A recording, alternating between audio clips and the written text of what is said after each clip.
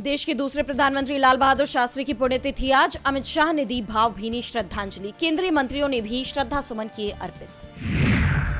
केशव प्रसाद मौर्य के ग्राम चौपाल पैतीखेड़ा में 20 मिनट गुल रही बिजली। ठेकेदार पर एफआईआर, फर्म ब्लैकलिस्ट। पश्चिम बंगाल चुनाव में 69 बहुमंजिला इमारतों में बनेंगे मतदान केंद्र। चुनाव आयोग का बड़ा फैसला। राज्य में जल्द होने वाले हैं विधानसभा चुनाव। आईपैक को हवाला से मिले 20 करोड़। कोलकाता से गोवा तक 6 बार बदले हाथ, ईडी का दावा।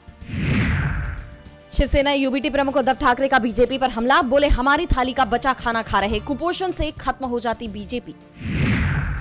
एमपी में दूषित पानी मामले को लेकर आज कांग्रेस की न्याय यात्रा। प्रदेश भर के नेता होंगे शामिल। गंदा पानी पीने से गई थी कई लोगों की जान। एआईएमआईएम प्रमुख असदुद्दीन ओवैसी का बड़ा बयान। बोले अगर आप सिर्फ वोटर बनकर रहेंगे तो घर पर बुलडोजर चलेगा। मुसलमानों की पॉलिटिकल एजेंसी बनाने की उठाई मांग।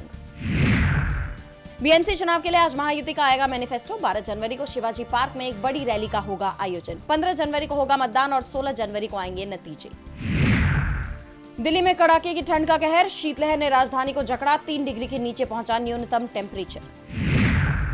तमिलनाडु दौरे पर बीजेपी के कार्यकारी अध्यक्ष नितिन नवीन। मरुधमलाई मुरुगन मंदिर में किया दर्शन।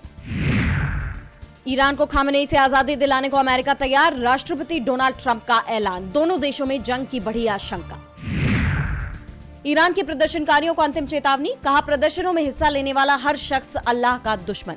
ईरानी कानून के तहत सबसे सख्त होती है इस आरोप की सजा। अमेरिका ने सीरिया में किए बड़े हवाई हमले। इस्लामिक स्टेट के ठिकानों को बनाया निशाना। दिसंबर में अमेरिकी सैनिकों पर हमले का लिया बदला। ईरान और पाकिस्तान की गुलामी खत्म करने का समय। बलूचों के नेता हरबयार ने दी धमकी। कहा उसी भाषा में देंगे जवाब। दुनिया के 10 सबसे शक्तिशाली देशों की सूची में भारत नहीं। वर्ल्ड पॉपुलेशन रिव्यू ने जारी की रैंकिंग। टॉप 3 में अमेरिका, रूस और चीन का नाम शामिल।